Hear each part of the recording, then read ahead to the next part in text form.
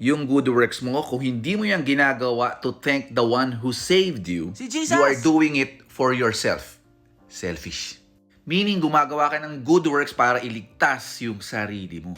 Again, selfish. Isipin nyo, assuming tumutulong ka sa mga mahihirap, ano yung motivation mo?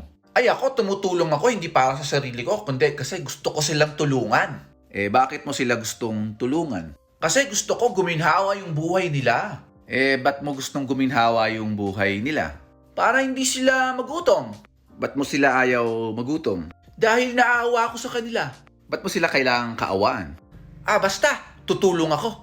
Basta, kasi gusto mo lang, wala ka talagang reason. Eh, yun yung gusto ko eh. Yun nga, yun lang yung gusto mo.